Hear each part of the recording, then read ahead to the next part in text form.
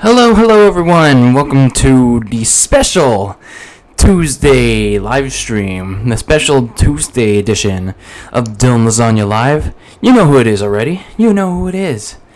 It's your boy, DylanLasagna. Welcome to this special Tuesday edition of DylanLasagna Live. It is the man of this channel, DylanLasagna. And the reason why I wanted to do this Tuesday podcast was because there was a lot of wrestling that happened over the weekend. Now, personally, I know there was a lot of wrestling, but I only wanted to cover what I thought was good coming out of the weekend.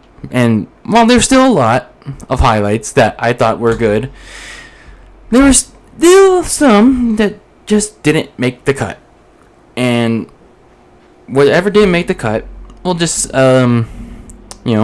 speed round through them. We'll speed round through those matches that didn't make the cut. And speaking of matches, that's what we're going to be talking about here on this podcast today. We're going to be talking about the big weekend, the big WWE weekend that happened on this Saturday, this past Sunday, and I guess if you want to consider Monday too, sure, why not? This weekend, WWE had its annual SummerSlam weekend in Orlando. Still no fans, but they had the Thunderdome thing with the virtual fans. Unfortunately for NXT, they had the Performance Center recruits at Full Sail. So NXT had NXT Takeover 30, and then SummerSlam, and then Raw the next yesterday. So pretty packed weekend this past weekend, and we're gonna cover my highlights and pretty much everything. Not everything, but almost everything that happened from the big weekend. So make sure, if you're not already, make sure you're subscribed to the channel. We do all things variety here, but I do like to put emphasis on wrestling and gaming because that's what I love most. And if you are subscribed, make sure you turn on the notification bell if you haven't already. But even if it is broken, because sometimes the notification bell is broken and sometimes notifications don't go out, check your sub feeds, check your subscription feeds, so you'll know that I am live. But if I am live and the subscription feed doesn't show that I am live, go check out the channel, because the channel is always the place, the main hub of everything that I do. So make sure you go check out all those things, do all those things. And if you would like, you can follow me on social media.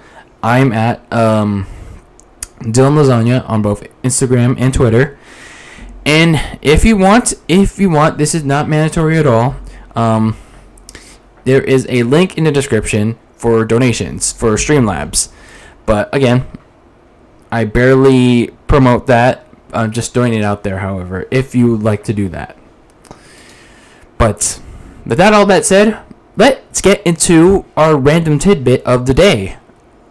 So, let's get into it. Last night on Monday Night Raw, it's the first Monday Night Raw of the Thunderdome, to have the Thunderdome, with the virtual fans and all that stuff. So, SmackDown already had the Thunderdome. SummerSlam had the Thunderdome. SummerSlam was the first pay-per-view to do the whole virtual fan thing. Now we get to Monday Night Raw. And the virtual fan experiment, in my opinion, I mean, personally, I tried to do it yesterday on Raw, but even though I went to my call time, I was even early. I clicked the link, and it says the Thunderdome is full. What the fuck? I was thinking, what the fuck? I got to my call time, on time, hell, even earlier than my call time, and it says the Thunderdome is full. So, that was the thing that happened yesterday. But anyway, overall, the Thunderdome looks better than the Performance Center. I just don't like the piped in crowd noise. I just wish they amped up the noise from the zany faces of the WWE fans, like at home, that, that's in the Thunderdome. So, but at least it's miles better than the Performance Center. But what wasn't great was the fans at Monday's Raw trolling. Now, there have been a couple instances where people have been trolling in the Thunderdome. There, like on SmackDown, there was a person sleeping, pretty harmless. And then at SummerSlam, there was a Pikachu plushie in the Thunderdome. I think it was either SmackDown or SummerSlam. They had a Pikachu plushie in substitution of an actual person. So those two were okay, like pretty harmless. Someone was sleeping, and then someone had a Pikachu plushie. I mean, those seemed pretty okay. As long as they weren't doing anything really stupid. I mean, as long as everyone's following the rules, it was okay. It was going to be a pretty harmless experience. But then we get to Monday's Raw. And not even 5 minutes in, I got to show you guys this. I have to show you guys this picture. This is just something else, man. 5 minutes in, and someone in the Thunderdome comes up and plasters up a picture of Chris Benoit. Yikes. Oh my goodness. In the middle of Drew McIntyre's promo, it gets outshone by someone in the Thunderdome at ringside with the picture of Chris Benoit. And I found the account that did this. I found the account that did this, and here it is. That's so bad. This is so bad, man. So this is the account that got into the Thunderdome, and he got in. Apparently, the person got in really quickly, and he obviously made the rounds because it was a picture. He used a picture of Chris Benoit, and if you know your wrestling history, 2007, June 2007 was kind of a turning point for WWE. And I don't mean in a good way. So anyway, that happened, and I won't further comment on that. But I mean, it's a picture of Chris Benoit. We all know what he did in 2007, and I won't comment on that. So that thing happened, but that was strike one. Strike two, there was a picture of if I can find it here. There was a picture. There was a video of an execution taking place. So let me go to that. During the retribution segment, there was this. Apparently, this photo here was an execution taking place, and oh my god. And then, last but not least, the KKK. See, this is why we can't have nice things. This is why we can't have nice things, because people tend to ruin it for other people. It's one thing where, someone with the Fire Velveteen Dream sign and the MJF 2020, the AEW sign, and then the whole Chris Benoit picture. Those are a couple of things. Those are just the Chris Benoit thing might be a big thing to some people, but the KKK thing and the whole execution one, that's not cool, man. That's not cool. And I gotta tell you, if these fans continue to troll the WWE this way, with the Thunderdome, using this kind of stuff in the Thunderdome, I tell you, I guarantee you, they will strip it away from you, because you're taking advantage of this experience too much. You're taking it too far, because they're trying to do something nice for you. Yeah, the creative sucks, despite that, but visually, they're giving you an opportunity to be on TV. Mind you, free opportunity to be on TV, even though you're at home, technically. But you still get to be on Raw, SmackDown, and pay-per-views for free at home. And you decide to be a dick. And troll, by, I don't know, dressing up in a KKK outfit or show video of an execution happening. I guarantee you, WWE if this keeps up, they will take that away from you. And you know what? F you, fans. They will go back to the Performance Center and make your life a living hell, make fans' life a living hell again, and suffer through awkward silence. That's the way I see it. If fans continue to troll WWE, I'm not trying to cocksuck the WWE. I'm just being logical here. I'm just trying to lay it out how it is. If you fans continue to troll, it's one thing to have fun. You just have fun the right way. But don't troll WWE. Don't mess with them, because they can take away your fun. And you can't even blame Vince for that. You can't even blame Vince for ruining your fun, especially if you decide to troll them. So don't do it. Do not do it. Don't continue to do this. They've already issued a statement with the whole incident. So they said this. This abhorrent behavior doesn't reflect WWE's values, and we have zero tolerance for these unacceptable acts. We are working to ban those involved from future events, and per our policies, any inappropriate actions result in the removal from the live stream. So, I think they can get your IP address, which kind of worries me about doing the whole Thunderdome thing. But, whoever did that, well, you're probably going to get wrecked. You're probably going to get banned. I don't know if they're going to get fined, but probably I think they're just going to get banned. But we'll see. We will see. But hopefully you fans have fun the right way. Don't be stupid.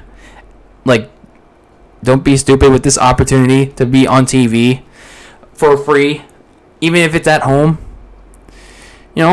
Just do it the right way. Have fun the right way, even if WWE, I know WWE sucks creatively, but, this is a free opportunity for you to be on television. Literally. Don't fuck it up. Now, let's get on to the main meat for today, and that is, finally I can delete that. I can delete all those, awkward-ass, pictures, on my browser. Let's get to the main meat for today. But before we get into that, DatBoy100 has entered the chat. I'm gonna be real. I typed WWE Toys and I was watching your WWE School thing, but much love, man. Thank you, DatBoy100. I appreciate that.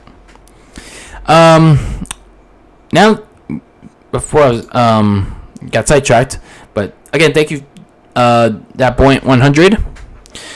Let's talk about NXT Takeover first. Pretty good show overall. This was actually one of the very few NXT takeovers I legit enjoyed from top to bottom. There's a lot more story-driven matches, and less spot heavy ones. And that's what I liked about it. That's what I really liked about this NXT Takeover. The whole Finn Balor, Timothy Thatcher match was a good one, and the ladder match was, as expected, a spot-driven match, but nothing like Crash Chest Dummy like. And then you got the NXT Women's Championship match with Dakota Kai and Io Shirai. Dakota Kai looked pretty good in this match too. She put on a pretty good show, pretty good outing. It was just, the ending was kind of weird though. When they knocked out the referee, Raquel got involved. But Io Shirai still ended up winning, and then they're doing this thing with Raquel and Rhea Ripley now. But Rhea Ripley's still doing this thing with Mercedes Martinez, or whatever her name is. And then you had the NXT Championship match with Karrion Kross and Keith Lee, which Kross won in an okay match. I thought Keith Lee was going to pass out to the Kross jacket, but they did the Saito suplex off the top rope. So I guess that was an okay finish. But it was during that match that Karrion Kross separated his shoulder, so I'm hoping that it's not too serious of an injury. But I don't know, just praying for the best for him. Hopefully it's nothing too serious.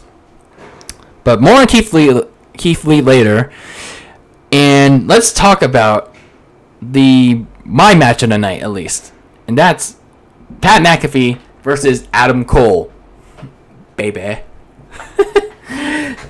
I talked about the build-up to this match a couple weeks ago when Adam Cole showed up on Pat McAfee's show.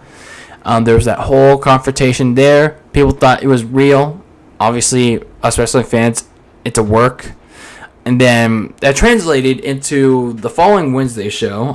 Obviously, that was 2 weeks ago, a couple weeks ago. where Pat McAfee showed up on NXT, commentated during the Undisputed Era's tag team match with Imperium. Adam Cole was at ringside, but he was able to hear everything Pat McAfee was saying, because Pat McAfee was rambling about Adam Cole as usual and trying to make it about himself. So Adam Cole rambling with Pat McAfee cost the Undisputed Era the tag team championships, their match against Imperium, and the two were about to fight, but they got separated, and Pat McAfee punted Adam Cole, not in the head like Randy Orton normally does, but in the chest, which knocked out Adam Cole. And then Triple H challenged Pat McAfee to a match with Cole at Takeover 30, which Pat McAfee accepted on his honeymoon. So here we are. The match is here at Takeover.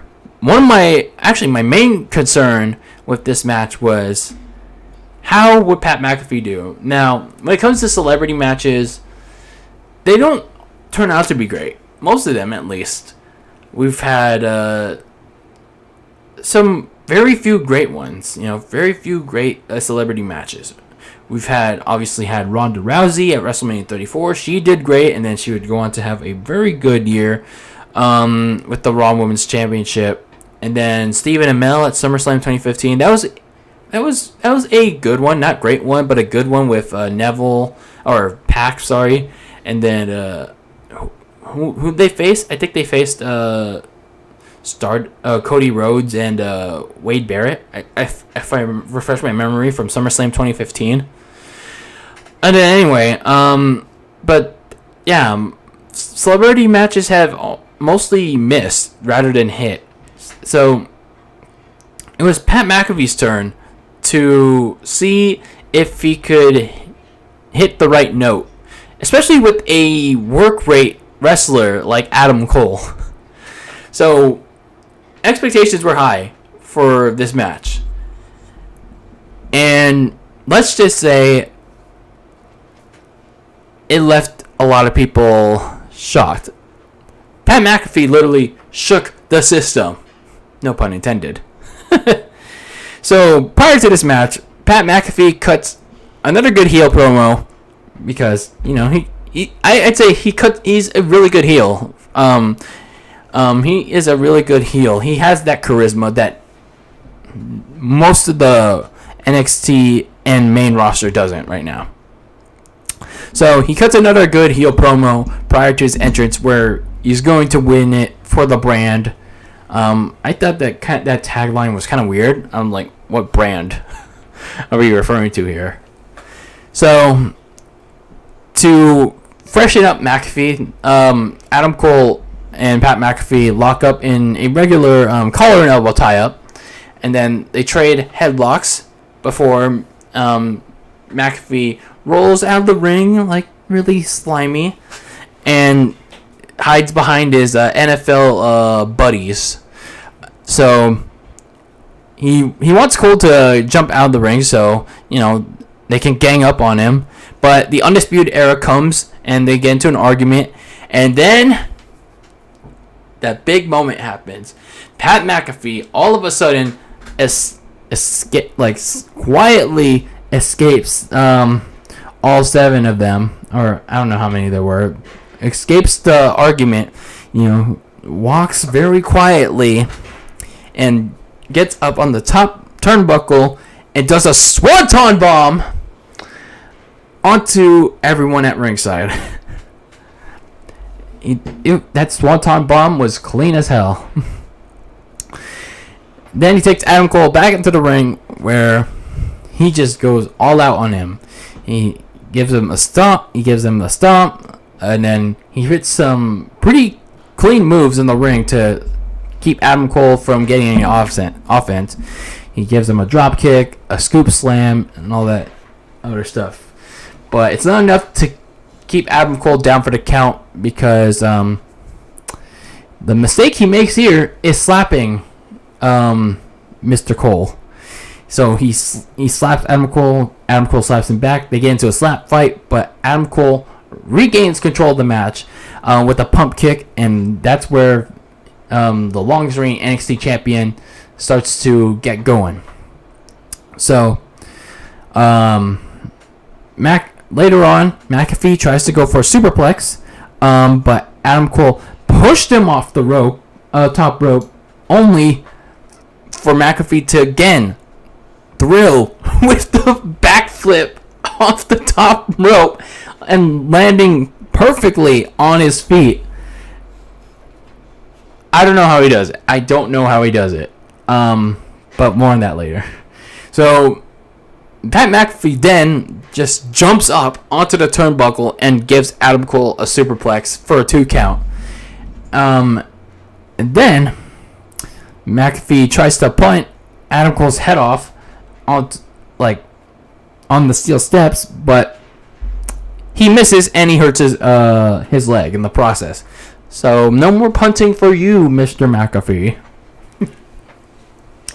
So in the end, McAfee tries to win the match with the touchback punt, but it's not enough. Cole kicks out, and then McAfee's arrogance got to the best of him again. He tries to go for a top rope move, but Adam Cole catches him with a super kick midair, and Cole is ready to finish him.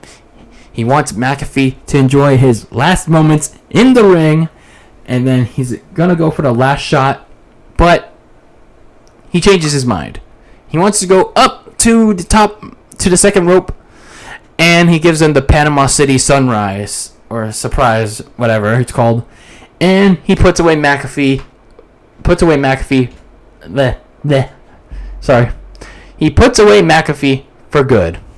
And my God, Pat McAfee, I gotta say, for 2 weeks, nah, fuck what they're trying to convince y'all. Pat McAfee trained for years. He trained for years, man. And he also trained with John Cena's coach.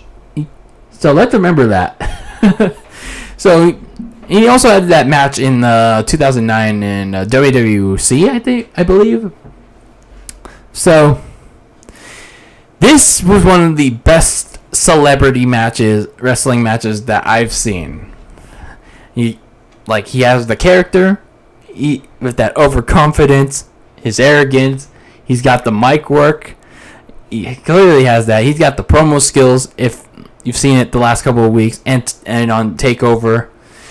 And his ring work, he could expand it beyond if he has another match. But what we saw at TakeOver, I was impressed. And the athleticism. The athleticism was top notch. It was so top notch. And when he did those Shelton Benjamin-like moves, like flipping backwards when Adam Cole pushed him, and then jumping back up on the turnbuckle to give Cole a superplex, I was shook. I will admit, I was when I first watched this match, I was laughing. I was literally laughing the whole time because of Pat McAfee's arrogance, brashness, and also the fact that he actually pulled it off. He actually pulled this match off. He excelled. So I give my hats off to you, man. I literally give you my headbands off to you. And in the long term, I just gotta say that it definitely won't help. It still won't help NXT, but they got what they accomplished here: media attention. They got what they wanted, and not only that, I do believe that this was a very good slow burn feud. Even if I wasn't very familiar with it at first, because they built this up for 2 years, and it was only till now that it got major development. And now at TakeOver 30, it finally got its just desserts. Pat McAfee finally got his just desserts for bashing Adam Cole, for doubting him always. And, well, in the end, he thought it was going to be easy to wrestle in the ring. He showed it was easy, but he still lost. So, pretty good performance by Pat McAfee at TakeOver 30. He pretty much shut everyone in the IWC up. And he got to work with Adam Cole, finally. He finally got to close the book, hopefully, maybe. I don't know. But I do hope it's the end of their story with Adam Cole and Pat McAfee. I just don't know what's next for Adam Cole in the Undisputed Era, because they pretty much all they could do in NXT. They won. Adam Cole's longest reigning NXT champion. Undisputed Era's won the tag team, North American. They pretty much won everything. Like, other than being baby faces. They could have one babyface run in NXT, but I don't know. I don't know what else they can do in NXT. They've pretty much done everything they could. So, I don't know. We'll see what's next for them on NXT. But really good match. Really great match for Pat McAfee and Adam Cole. So we move on from NXT TakeOver to SummerSlam. SummerSlam, prior to this, there was literally no interest in this at all. And I gotta say, pretty solid show for a show that was really lacking in build-up. So let's get into some of my personal highlights for this show. The show kicked off with one of Asuka's first two title matches, which was first against Bayley. So they have a good match. Bayley was about to first win it with the Bayley to Belly early in the match, but Asuka kicked out, and then near the end, Asuka was going to win it with the Asuka lock, but Sasha got on the apron to distract her, and got kicked for her troubles. Actually, reverse that. Near the end, Asuka went for the Asuka lock, and then Sasha then got kicked for her troubles, and then Bayley went for the fruit roll-up to win. But it was during the match, like before that Sasha got on the apron, and Bayley almost ran into her. And Asuka went for the hip attack, and Bayley got out of the way, and Sasha took the bump. She took the bump for Bayley so she could retain the title. And Bayley wins the match. Again, she wins the match. Sasha attacks Asuka, and so she can have further advantage later in the night for the Raw Women's title match. So, again, the big story here was Sasha sacrificing herself for Bayley so she could retain, and whether or not Bayley would do the same for Sasha. Now, would she? That's the question. Now, let's get into Sasha's match with Asuka, since we're already talking about Asuka anyway. So, like they have in the past, they put on a much better match than Bayley. So, early in the match, I guess this is where people were talking about that powerbomb spot. Sasha hits Asuka with a powerbomb from the ring apron. So Sasha flips forward from the ring apron to the floor. And yeah, that hurt. That must have hurt for Asuka. And towards the end, the two traded their submissions, and they both escaped.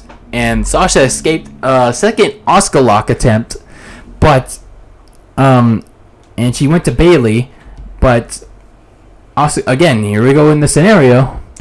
Asuka went for the hip attack, and instead of taking the hit for Sasha, Bayley evaded it.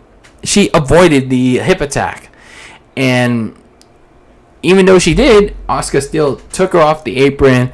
Sasha tried to go for the bank statement, but she still got trapped in the Asuka lock and tapped out. She tapped out to the Asuka lock, and Bayley was displeased. She was pissed that Sasha lost the Raw Women's title. And let's just say, first of all, the streak, the curse for Sasha Banks continues. The Raw Women's title curse, actually any title, like the Women's title curse for Sasha Banks continues. Other than the Women's Tag Team titles, the Raw Women's title curse continues. But after SummerSlam, I do think they're looks like they're building towards finally breaking up Sasha Banks and Bayley. They were supposed to have that match on Sunday. Like, they were supposed to have that match like at SummerSlam, but since there was not going to be actual fans, or it wasn't going to be in Boston, in Sasha's hometown, it was clear that maybe WWE just thought that it was better to keep them together, further slow burn the breakup, and have them further dominate the women's division every single week. But now that Sasha has lost the Raw Women's Championship, it looks like they're heading towards that direction again of breaking them up. So it might be further theorized, might be further hinted, because now the Golden Role Models have to defend the women's tag team titles against Nia Jackson and Shayna Baszler. Don't ask me why this is happening. Don't ask me how this is happening. It's somehow happening. Yeah, it's just a match that's happening. But when it comes to Sasha Banks and Bayley, when their inevitable one-on-one match is happening, I just hope that WWE doesn't waste it on a B-level pay-per-view or C-level show, because this is a match that's WrestleMania worthy. But how much longer can fans wait till WrestleMania for this match to finally pay off? I mean, it's been teased since like freaking April. Like, no, not even April, till since March, when the pandemic started. So I'm just wondering, when is the right time for WWE to start having this feud between the Golden Role Models? The question is, I don't know. I don't know when is the right time, because we don't know when we're going to get fans back. Hopefully by the Royal Rumble. Hopefully we get fans back at WrestleMania 37. But will fans still be interested in this feud between Sasha Banks and Bayley? That's the question. I don't know. I feel like it's like a holding pattern here. That I don't know. It's kind of conflicting. Maybe they do it at Survivor Series. They finally have the blow off match at Survivor Series. Then they do kind of like a series of matches going up to WrestleMania. Maybe. I don't know. I don't know what they do here. But it looks like they're going that direction. I don't know what's next for Asuka, though. She clearly doesn't have a defined challenger. She's clearly not going to defend it at Payback. There's just no time to build up a challenger. They didn't even hint that at Raw on Monday. So she's not defending the title at Payback at all. But they got to give her a challenger for whatever the next pay-per-view is, probably in September. But the seeds are going to be planted for Sasha Banks and Bayley, most likely sooner rather than later. Let's talk briefly about Mandy Rose versus Sonya Deville in this no DQ loser leaves WWE match. I was honestly disappointed with this match. Now, granted, I understand the circumstances that's going on with Sonya Deville. What she like, I know that she's going through a tough situation with the attempted kidnapping. Someone attempted to kidnap her, and she had to go to court to testify. And the victim, I don't know what's going on with the victim. I don't know if they were given a verdict of guilty. I don't know what's the sentencing, what's going on with that now. But clearly she's not going through a good time right now. She's not in the right headspace. So clearly the match quality suffered. Now, I'm not going to bash neither one of these because of that, because again, they're clearly going through a lot right now. Mandy Rose is Sonya's real life best friend. Don't let the television product deter you from that. They are real life best friends, and Mandy is like one of Sonya's emotional support systems right now, so she must have been affected too. So, but let's just talk a little bit about the match here, because it's been built up for more than 6 months, and it's been like one of the best WWE's produced. Yeah, actually, the best WWE's produced all year. Mind you, it's like it started with the Otis Love story. Then once we got to the Otis Love story, or once we got to the Otis Love story at WrestleMania, but prior to that, it was shown that Sonya Deville was the one that caused the date between Mandy Rose and Otis not to happen. Then that's when the rivalry started, and then it was halted for like a month for no reason, and then it started getting more intense when Sonya got more like demented, psychotic, and she wanted Mandy Rose out of WWE. Not only that, but she wanted to make her life miserable by starting with cutting off her hair. Initially, it was supposed to be a hair versus hair match, but of course, because of the kidnapping attempt, that was changed, and it had to be changed. And like the match stipulation had to be changed to a loser leaves WWE. So, like, the emotion was there. Like, the emotion was still there. They did the best they could. The stipulation they didn't take too much advantage of, other than just, like, beating up each other at ringside. Mandy Rose lost to a table. I'm sorry to say it. She lost to a table. She couldn't set it up. But Mandy Rose took Sonya Deville out of town. She took Sonya Deville out of WWE. She beat Sonya Deville. Sonya Deville is now out of WWE.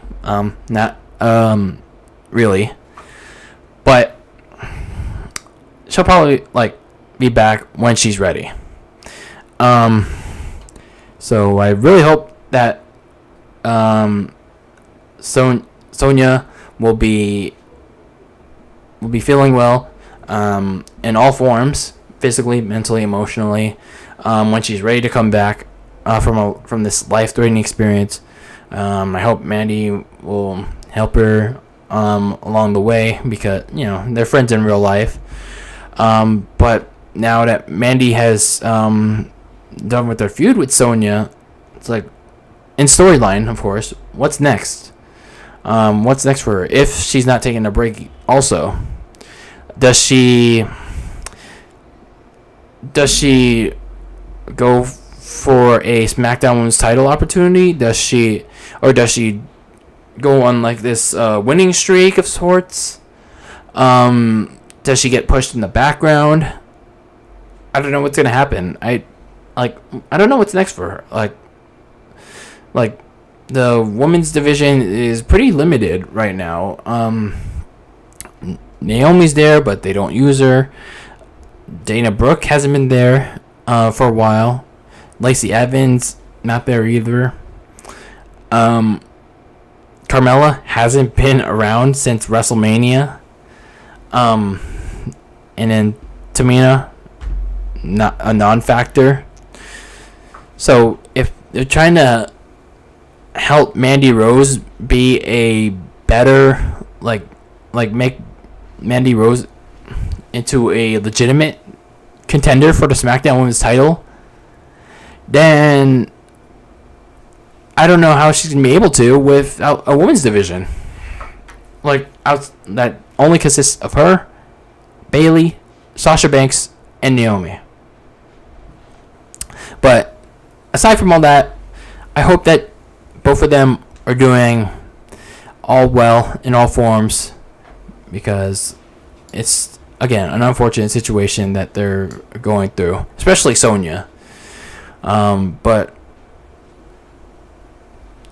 again, I have no further comment other than the ones I've said right now. So let's get on to Seth Rollins versus Dominic Mysterio in this street fight. Man, I was not prepared to have two shockingly good performances in this weekend. First we had Pat McAfee, then we had Dominic. Who figured? So let's go through some of the highlights of this match. So you first had Rollins testing Dominic's straight up wrestling abilities with a lockup and a few headlocks between the two of them. And Rollins continued to laugh at Dominic because you can't wrestle for shit. But then Dominic finally got the ball rolling with a couple of arm drags before he got stopped by Rollins again on the next lockup. And then Rollins called for a kendo stick from not my buddy Murphy. But Dominic kicked up to drop kick the stick out of Rollins. See what I did there? Drop kick the stick. Later in the match, Rollins hit a Falcon Arrow on Dominic, but Dominic kicked out. Rollins also tried to go for a Russian leg sweep from the top turnbuckle through a table, but Dominic reversed it and hit his own Russian leg sweep with a kendo stick, might I add you, through that table. Dominic then went up on the other top rope from the other side of the ring to hit a frog splash in tribute to Eddie Guerrero. But Rollins kicked out. Then Dominic went outside the ring to grab a steel chair, but unfortunately he slid it too hard into the ring that it slid to the other side of the ring. And it allowed Rollins to super kick him and powerbomb him really hard onto the mat. And then Rollins then stripped Dominic of his sleeveless top, no homo, and gave him more kendo stick shots while taunting Rey Mysterio in a similar manner like Rollins did to Dominic 2 weeks ago on Monday Night Raw. So the reason why Rey Mysterio didn't interfere was because Dominic asked him not to, and Rey Mysterio had to live up to that word. However, Rey Mysterio finally got pushed to the point of interfering because his wife Angie came out and he had to protect both him and Dominic. And Dominic was about to get his eye punctured by Murphy onto the steel steps. And Rey Mysterio finally had enough, attacked Murphy, but Rollins attacked him from behind, and Rey Mysterio started getting gangbanged by Rollins and Buddy Murphy. and Rollins and Murphy then handcuffed him to the second rope. So Rollins and Murphy, in a similar scene from WrestleMania 22 between Shawn Michaels and Shane McMahon, Rollins and Murphy were about to beat the living shit onto Rey Mysterio with kendo sticks on a handcuffed Rey Mysterio, but Rollins stopped. He dropped the kendo stick and saw Angie on the stage, and Rollins wanted to come to him.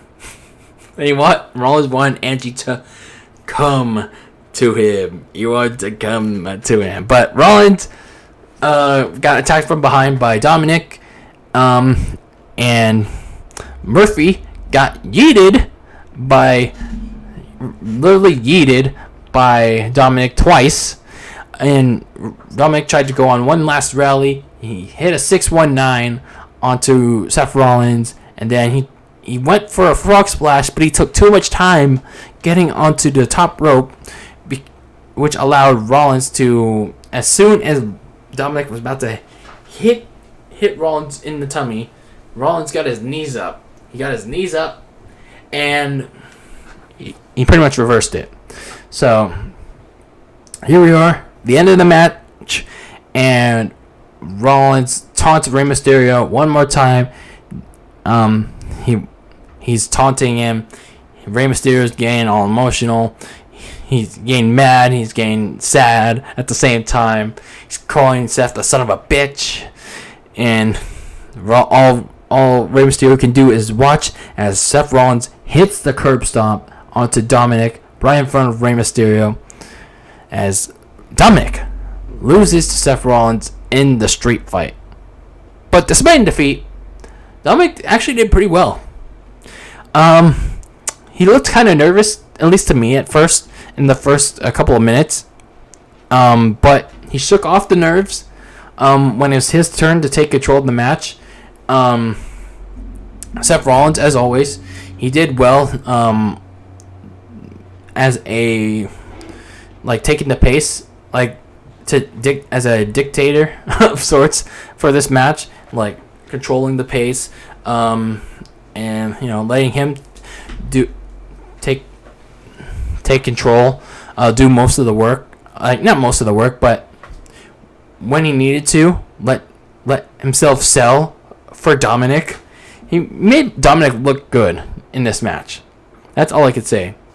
And even though it wasn't as good as SummerSlam, Dominic also did pretty okay. He did pretty solid on Raw yesterday, before it was so rudely interrupted by the Nexus ripoffs. I'm looking at you, Retribution. So if Dominic does continue to wrestle, I'm pretty sure he will. I do hope that he cleans up a couple of things, but this was a very good start for him. This was a very good start. SummerSlam was a very good start for him. As I turn off that phone and take out the battery. See? Random callers. So here's what we do with random callers. So we take out the battery and do that. Problem solved. Anyway, where was I? Oh yeah, Rollins versus Dominic. What I liked about this match most, though, was the storytelling. The storytelling of this match was really good. Again, Dominic, the announcers were selling how good Dominic was doing in his first match. They were also selling how sadistic, how conniving, how evil Seth Rollins is being, and Rollins did pretty good taunting Rey Mysterio. He sold the story of, I get to see Rey Mysterio just watch there as I beat on Dominic, as I get to sacrifice Dominic once again, as I get to lash him once more on his own son. Ha ha ha. And I really like the ending here. It was just Rey Mysterio has to helplessly watch his son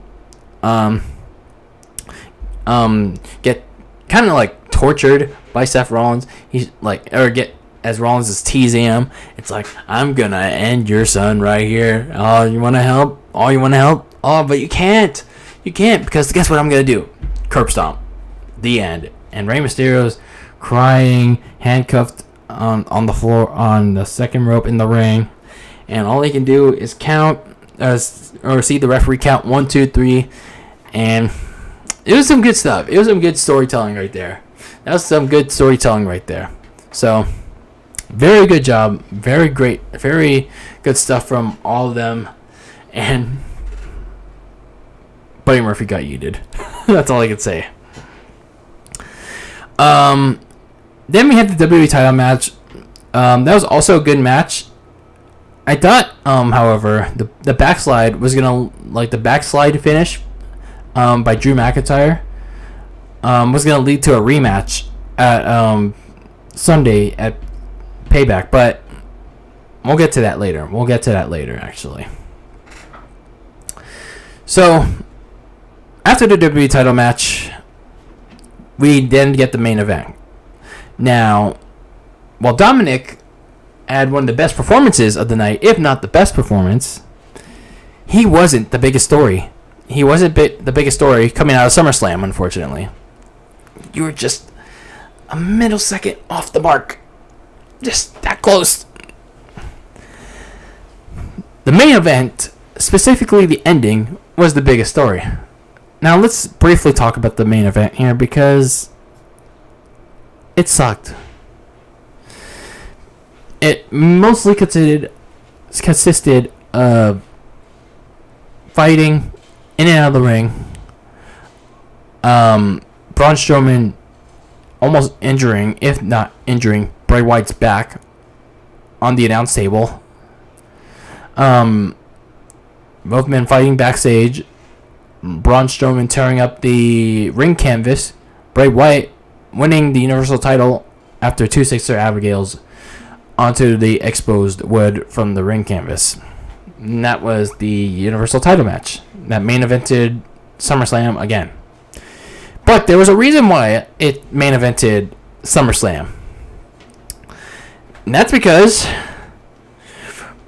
someone big returned. Something big happened. So the Fiend wins back the Universal Championship. He's celebrating the ring. He's like, yes, I'm the Universal Champion. And then he turns around to the right, and out of nowhere, a person wearing all black spears him out of nowhere. And guess who it is? Burner.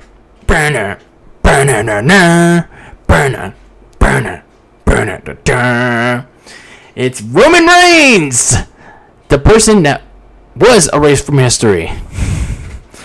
Roman Reigns is back, and he looks jacked up and has good teeth that, compared to mine, it looks shit.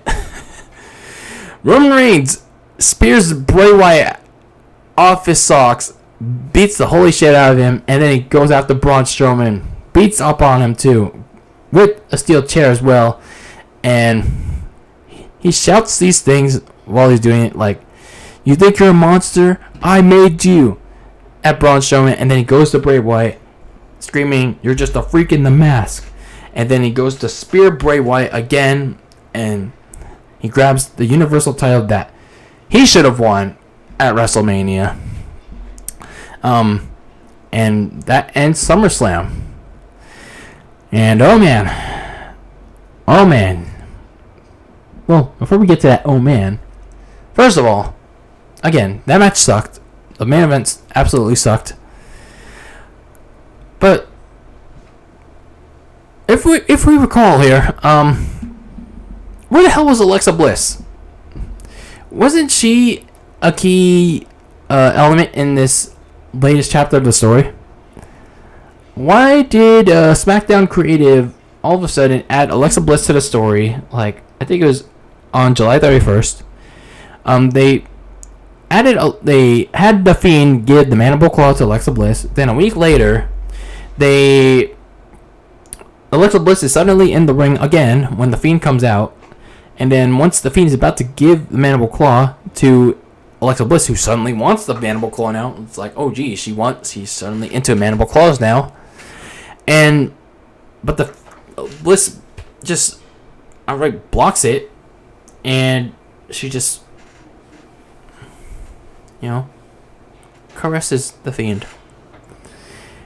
And then a week later, it's like a week later, Braun Strowman, now he's bald, bald Strowman comes back, and he wants to see Bray Wyatt, but Alexa Bliss comes out instead. He wants the old Braun Strowman, the one that he was friends with. She was friends with, but she also got yeeted at the end of that SmackDown, and Bray Wyatt kind of saved her. But I guess not. But where was she? Like, why was she not involved in the ending of this finish? That's kind of weird that she was involved in this story, only for her to not show up at all. I don't know. What was the end game for having Alexa Bliss in this part of the feud? I don't get it. So back to the real part of this topic. It's about goddamn time. No, not Crash 4, because as much as I love Crash 4, it's not time for that yet. It's about goddamn time that Roman Reigns came back to work. Now, I'm actually glad that Roman Reigns took a break from WWE at the height of the pandemic, because he had newborn kids. He had a immune system that was more prone to COVID-19. He didn't want to put himself at risk. He wanted to keep himself healthy, and in the process, he looks more jacked than ever. He's got, again, new shiny teeth than me. And he looks good. He looks really freaking good. Now, regardless of what the Smarks say and how the Smarks try to spin it, or the general wrestling community try to spin it, he's a valuable piece to WWE. He sells. He sells for them, and once he left, so did the ratings. Why do you think WWE doesn't want to build new stars? Because they want Roman Reigns. Because Roman Reigns apparently is the only one that can be a star for them. I do agree, however, with the general community census, however, that immediately putting Roman into a match at Payback is not good. It spells doom for Bray Wyatt and the Fiend, the whole Fiend gimmick. Even though I've kind of lost hope for the Fiend at this point. It's just kind of weird that they gave the Fiend the title, and then he's gonna lose it a week later. But then again, we never know. It might end in a no contest because of retribution.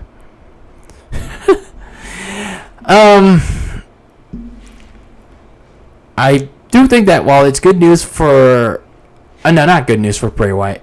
While I do think it's bad news for Bray Wyatt, it possibly could be good news for Roman Reigns, even though fans will still shit on it somehow. Because if you noticed Roman Reigns' mannerisms, his tone at SummerSlam, he was acting kind of heelish. Even if he wasn't a heel, he was still very aggressive, and the way he acted was kind of like a heel.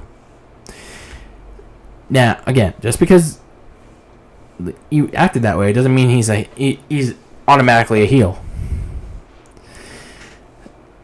Now, if WWE allows him to be like he was at SummerSlam, more aggressive, very tweenish, more in the barrier of heelish attitude. He doesn't have the shield vest in music. Let's say he ditches that on SmackDown on Friday, then he could be the star that fans always wanted him to be. But again, that answer will come on Friday on SmackDown. And that's even at the expense of Bray Wyatt. That's even at the expense. So you know what? I'm glad to have Roman Reigns back on my TV. And you know what? You guys should be too. Even if you guys want to roast him. So, last but not least, Raw. Raw sucked. I will tell you that. Raw, absolutely sucked. I mean, when does Raw never sucked? I mean, last week was alright. Last week was an okay show. But no, this week sucked. This week was bad. Outside of Drew McIntyre and Randy Orton, as always. And then, yeah, that was it. But the big thing that people were looking forward to on this episode of Raw was the debut of Keith Lee on the main roster. Again, Keith Lee lost the NXT title to Karrion Kross on the weekend at TakeOver 30. And at SummerSlam, WWE hyped up his debut for Raw the next night. So, people were excited for Keith Lee to be on the main roster finally, to be on Raw. So, how did it go? Well, let's break it down. So, as Randy Orton was giving this promo about Drew McIntyre, because Randy Orton punted Drew McIntyre twice earlier in the night, and Drew McIntyre was somehow able to get up. The reason why Randy Orton punted Drew McIntyre twice was because Drew offering him a WWE title rematch out of pity. Now, I thought, even though that happened, I thought Randy Orton was going to accept that rematch for Payback on Sunday. But he was interrupted by Keith Lee. And this is where people started to get pissed. Keith Lee came out with new music. He came out with new attire that consisted of, which we would see later, a sleeveless black top and very large shorts that looked like a man skirt on television. It does look like a man skirt on television, by the way, but it's supposed to be shorts, like gym shorts. Anyway, Lee introduces his limitless self to Randy Orton, and then he challenges him to a match, now. But Orton said, nope, later. So, Lee and Orton have their match later in the night, and Lee gets a chance to showcase his raw athleticism, very briefly, to the fans that aren't very familiar with him. I was only familiar with him for a couple weeks, admittedly, and at TakeOver 30. So Keith Lee is a really good wrestler, and he has good promo skills. So he's pretty good. Again, I just don't watch NXT very often, so yeah. But I'm still kind of aware of Keith Lee. So anyway, Keith Lee loses control of the match because he gets sent shoulder first into the ring post by Randy Orton. And Randy Orton gets his offense in, and he tries to go for the RKO, but Drew McIntyre pulls him out of the ring and attacks him, but Orton escapes, and Keith Lee loses on a DQ. So after McIntyre was punted for a third time, McIntyre gets sent to the hospital, and with a fractured skull, which they described as career-threatening. And by the way, it's hospital, not local medical facility. Get it right, freaking WWE and AEW. And then Lee mentioned that even though he has sympathy for Lee because he's his best friend, there won't be any sympathy for Orton. And then it was announced after that commercial break that Keith Lee and Randy Orton will have a rematch at Payback on Sunday.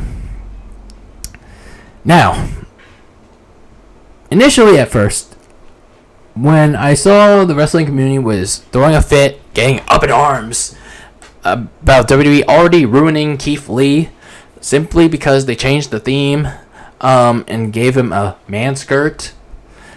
I genuinely thought people were overreacting to such very little changes, especially the man skirt. The man skirt does look a little ridiculous, very ridiculous, but Keith Lee can wrestle. You know that, right? He does look ridiculous, but he can wrestle. However, I do agree with the fans on the theme song, because I listened to the theme song because, again, I wanted to check it out for myself. Like, is the original theme song compared to his new theme song better or worse? So I listened to Keith Lee's original theme song, which he which he sung, by the way. And let's just say, man, this is the one time I do agree with the IWC. His new theme song, that was on Raw, absolutely sucks. Why did WWE, or why did Vince think that this needed to be changed? But there was reason for it, and we'll get to that reason later. And again, for the attire, kind of a silly thing to nitpick. The man skirt does look stupid, but I think I would just change it to either gym shorts like Kevin Owens, or just give him his trunks back and the shirt. The only thing I could think of is why he's wearing a shirt now is I guess WWE only wanted one noticeably extra thick person in WWE, and that's Otis. I guess they only wanted one extra thick person, like noticeably extra thick person. But I don't know. But going back to his theme in WWE, there's a reason for it. Why Keith Lee can't use it on the main roster. As much as we want Keith Lee's old theme song back, his Limitless theme song, there are some legal problems with that. So this Fightful Select article came out earlier today prior to this podcast from Sean Ross Sapp. So in this article, WWE reportedly asked Keith Lee to change his theme music to the generic one we heard on Raw last night, and he agreed. So Keith Lee was the one that agreed to this change. And why did he agree to it? This is because even though Lee rapped the song himself, the music duo CFO $, produced it under the publishing label Arcade Song, and the publishing deal consists of the publisher getting half of CFO's royalties. So the CFO, by the way, is no longer employed to WWE. And yeah, they pretty much got a terrible publisher deal in the end. So, and Fightful also noted that this is why WWE has been urging talents to ditch their CFO theme songs lately and use new ones under the new Def Rebel production company. That kind of explains why Bayley and Seth Rollins' theme songs sound all too familiar. However, it was also noted that some wrestlers have outright rejected the new music presented to them and have thus refused to change their current theme music. And then there's another article here by Arena Taping on WordPress where they reported this. I'll read this all for you guys. So after being dropped by WWE in May 2019 as their main music directors, Arena Taping can confirm that CFO $ has disbanded at the turn of the decade, so they're not even together anymore. After being fired from their music publishing label Arcade Songs, owned by their long-term partner Greg Wannberg. So again, they also mentioned that they're no longer working with WWE. So, and it was also in a earlier report from last year that that CFO was out a significant cut of money, also mentioning that they tried to get WWE to buy them out of their deal, which WWE seemed on board with, but the publisher, Arcade Songs, rejected. And then Arena Taping revealed the new group of people in charge of making the original music for Superstars, event promos, Def Rebel, and then and what Fightful Select didn't report, the timeline of the WWE problems between WWE CFOs and Arcade Songs go back as far as 2016, when the New York-based music publisher signed the producing duo to a multi-year deal. Greg Wattenberg bought CFOs to WWE through his previous position at Wind Up Records, a record label that had a close connection with WWE, bringing talent like 12 Stones, Drowning Pool, Finger 11, and Alter Bridge to their live programming. Arcade Songs worked with the Spirit Music Group as music publishers, while WWE worked with Universal Music Publishing Group, who published all the original songs for broadcast and commercial release. As opposed to owning the entirety of the publishing rights of Jim Johnson and Def Rebel music, WWE only owns 50% of each track made by CFO, with the remaining 50% being owned by Arcade Songs and Spirit Music Group. In 2017, the issue started leaking onto the commercial release of CFO's tracks on digital streaming platforms, with more than a dozen songs being held off, including Bobby Lashley's remix, James Drake, Monday Night Raw, Super Showdown, and Crown Jewel's theme songs. The grand majority of the canceled tracks eventually surfaced online through leaks originating from Universal Music Publishing Group before the metadata of the same tracks appeared on YouTube. WWE and Arcade Songs eventually got to know about the leaks and started blocking unofficial videos that included the leaked tracks up until 2019. Talks of bringing CFOs in-house hit a roadblock between late 2018 and early 2019, with the first Def Rebel production hitting WWE programming on the 2019 of Royal Rumble. On the Royal Rumble 2019, promoting WrestleMania 35. Work by Chris Classic thus became the event's first official theme song, along with Rumble Pub like What Love Runs Out, in the first original production for WWE by Def Rebel, Never Die, co-written by Adrian Dunn. Man, that's a lot to take in. WWE Music couldn't announce the identity of the new group until June 2019, but they promoted the original recording of Never Die by Adrian Dunn, done 2008 on Twitter. Despite CFO's departure from WWE, some of their last works were yet to be used. Sasha's remix, released in April this year. Dijakovic's theme from August 2019, and Joaquin Wild's theme from October 2019. Even though Greg filed a trademark request for CFOs, the duo spent the rest of the year working with artists and projects at Arcade Songs until the band was shown the door out in December 2019. At the same time, the trademark application was accepted. The duo eventually split earlier this year, just as John Alec Castro got featured on Mega Ran Willie's Revenge song under a new alias, John Fetus. While John, the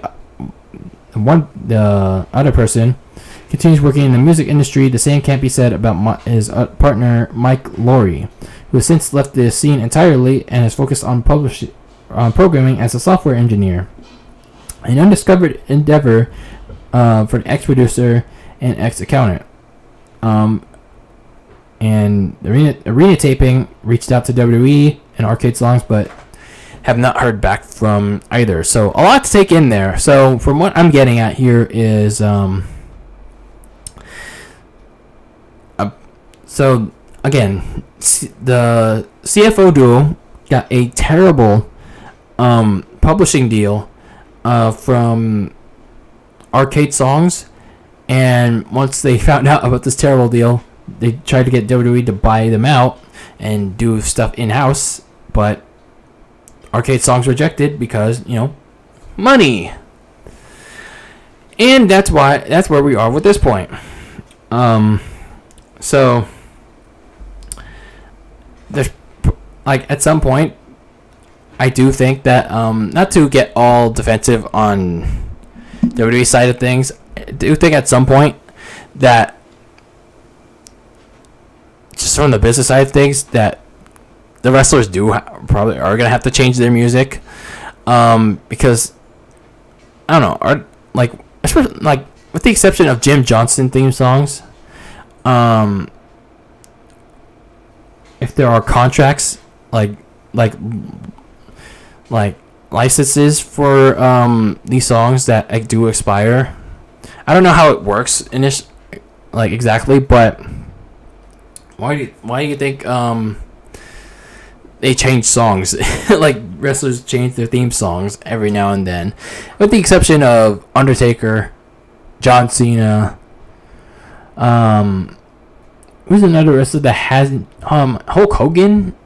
On occasion, he mostly uses a real American theme song. But yeah, I do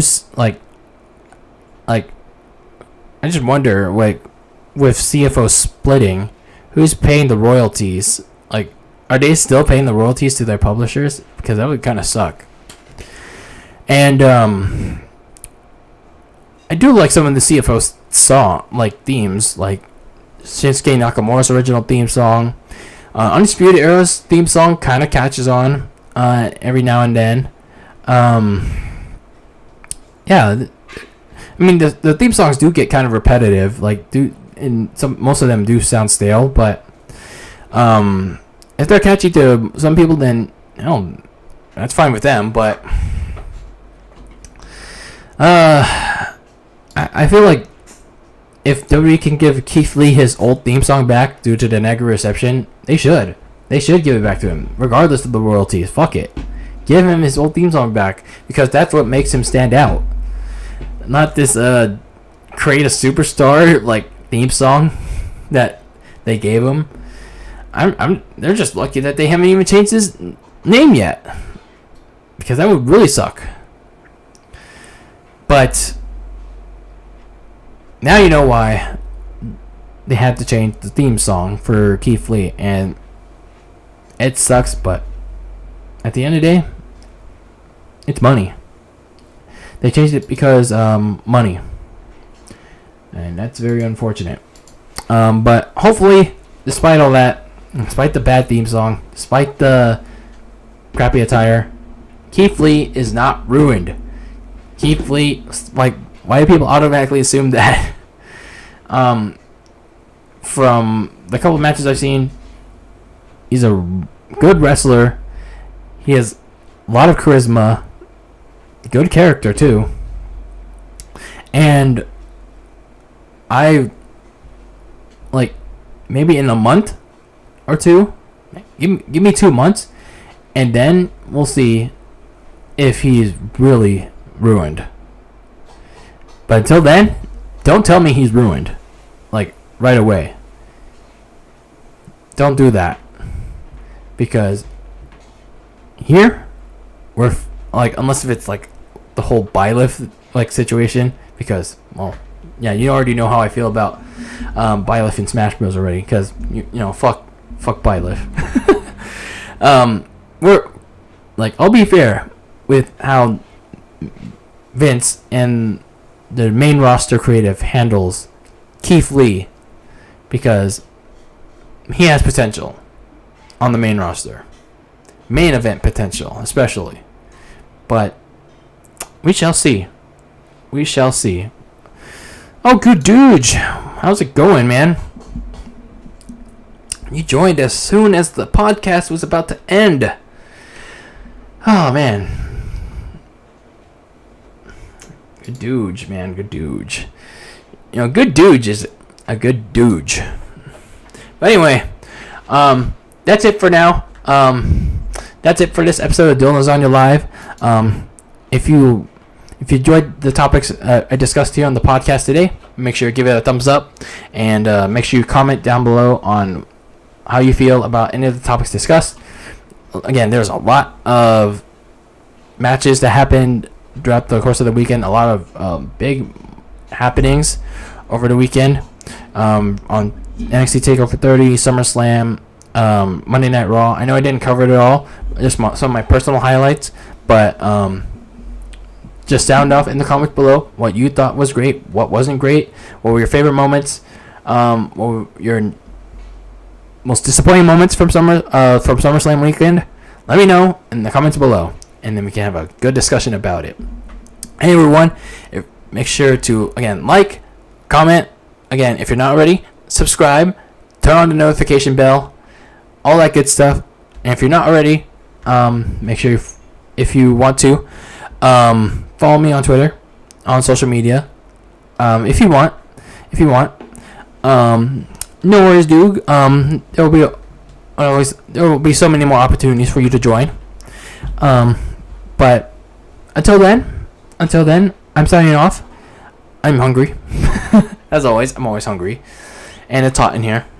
But until next time, hopefully there will be a Nintendo Direct this week. But if not, I'll be sad. Because we need Nintendo news. We need news about what's coming out for the rest of the year for the Nintendo Switch. Even if there are games to play on the Nintendo Switch, Nintendo needs to say something. Take advantage of the Series X not having a lineup,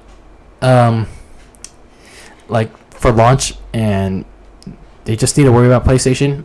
And Nintendo needs to have a general direct, not this mini bullshit, not this partner direct showcase bullshit. The indie showcase, I don't care about at all. But I know some people do, so good for them. Good for them that like their indie games. So cool. But hopefully, there will be a general, big, fat Nintendo Direct this week. Leaks be damned. Otherwise, next week, well, we're going to be at the 1 year mark of the last general Nintendo Direct. Oh, man. Won't that be something? The internet will explode if we reach 1 year without a mainline Nintendo Direct, and Nintendo has nothing to show for fans. That'll be something. But anyway, everyone, that's all I got for you tonight on this Tuesday edition of Dylan Lasagna Live. And yeah, if that'll be something. Hey everyone, always be delicious. I'll see you all in the next one, and whatever that is. And you all take care. Have a good Tuesday. Have a good week. And I'll see you next time. Yeah. Bye.